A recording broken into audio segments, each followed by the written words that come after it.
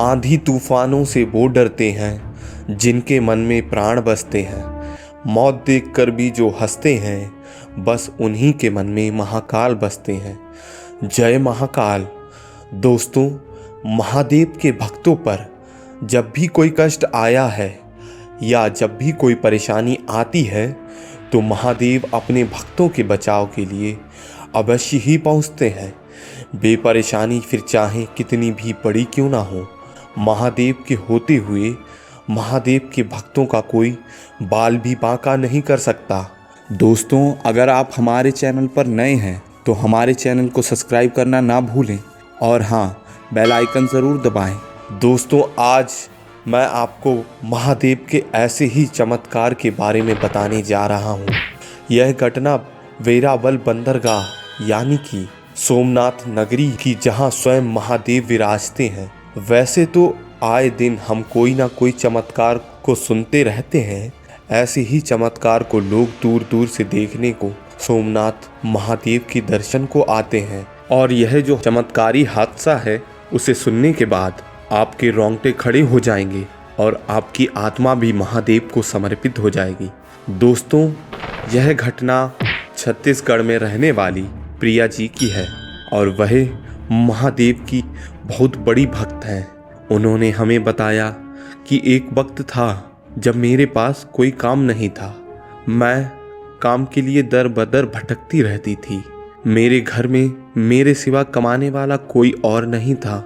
मेरी 2 बहनें भी थीं जो बहुत छोटी थीं और मेरे पापा बचपन में ही गुजर गए थे और मेरी माँ भी बहुत बीमार रहती थी। मेरे परिवार के पास खाने तक के पैसे नहीं थे। मेरी माँ मेरा घर में इंतज़ार करती रहती थी कब मेरी बेटी कुछ खाने के लिए लेकर आएगी, और इंतज़ार करते करते रात हो जाती थी। कभी खाना मिलता था तो कभी कुछ नहीं मिलता था और हमें भूखे पेट ही सोना पड़ता था। मुझे ऐसा लगता था कि अब मेरे लिए सारे रास्ते बंद हो चुके हैं। तभी मुझे याद आया कि एक रास्ता अभी भी खुला हुआ है, जो है मेरे महादेव। मुझे मालूम है कि मेरे महादेव मुझे निराश नहीं करेंगे और मैं कुछ रुपए उधार लेकर सोमनाथ मंदिर में महादेव के दर्शन के लिए रवाना हो गई। जब मैं सोमनाथ मंदिर में पहुंची तो मैंने महादेव से यह मन्नत मांगी कि महादेव, मुझे इतना काबिल बना दो कि मैं अपने परिवार की सारी इच्छाएं पूरी कर सकूं। अगर मेरी मन्नत पूरी होती है तो मैं आपके दर्शन के लिए अपने पूरे परिवार के साथ ज़रूर आऊँगी। और बस यही उम्मीद लेकर मैं वापस घर आ गई। और दोस्तों, करीब 10 से 12 साल के अंदर ही आज मैं छत्तीसगढ़ की एक कंपनी की प्रेसिडेंट हूँ। महादेव की छाया से मैं आज बहुत कामयाब हूँ। महादेव की इस कृपा से मैं आज अपनी ही नहीं बल्कि दूसरों की भी मदद कर रही हूँ। और महादेव की कृपा से ही मेरी कंपनी के कर्मचारी भी बहुत खुश रहते हैं और वे लोग आज अपने परिवार को सारी खुशियाँ दे सकते हैं क्योंकि उनकी तनख्वाह ही इतनी है। यह सब मेरे महादेव का आशीर्वाद था। 10 से 12 सालों में मेरे ऊपर कई सारी रुकावटें आईं और मैंने उनका डटकर सामना किया क्योंकि मेरे सर पर महादेव का हाथ था। और वक्त आ चुका था कि मैं अपने पूरे परिवार सहित सोमनाथ मंदिर में महादेव के दर्शन के लिए जाऊं, अपनी मांगी हुई मन्नत को पूरी करने के लिए, जिसमें मैं और मेरा परिवार, जिसमें मेरे पति, मेरा एक बेटा, मेरी माँ और मेरी 2 छोटी बहनें हैं, बस से सोमनाथ के लिए निकल गए और मौसम बहुत ही सुहाना था। बस में सभी यात्री भक्ति भाव में महादेव के गाने गा रहे थे और आगे बढ़ते जा रहे थे। दोस्तों, आगे जो हुआ उसे सुनकर आप चौंक ही जाएंगे। लगभग दोपहर का 1 या 2 बज रहे थे और हमने लगभग आधे से ज़्यादा सफ़र पूरा कर लिया था। बस कुछ ही मिनटों में हम पहुंचने ही वाले थे। तभी मैंने बस कंडक्टर को ड्राइवर से बात करते हुए सुना। बस ड्राइवर कंडक्टर से बोलता है, ओए सुन यार, ब्रेक नहीं लग रहा है, मुझे बहुत डर लग रहा है, कहीं ब्रेक तो नहीं फेल हो गया है। कंडक्टर बोलता है, ताऊ जी ऐसी बात मत करो, कोशिश करो ब्रेक लग जाए। बस तेजी से आगे बढ़ रही थी, परंतु ब्रेक लगने का नाम ही नहीं ले रही थी। तभी मैंने देखा कि बस ड्राइवर का दिमाग खराब हो गया और कभी कुछ दबा रहा था तो कभी कुछ। बस ड्राइवर जैसे तैसे बस रोकने में लगा हुआ था।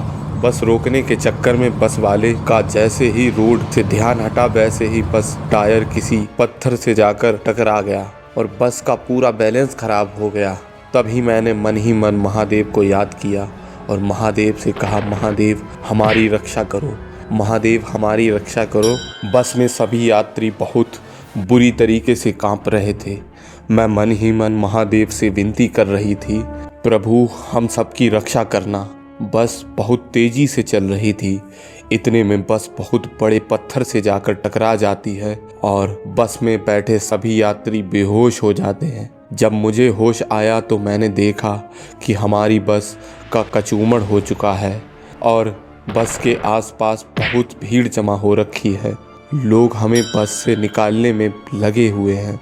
मुझे डर लग रहा था कि कहीं मेरे परिवार में किसी को कुछ हो नहीं गया है। जब मैं बस से बाहर निकली तो मैंने देखा कि मुझे खरोंच तक नहीं आई।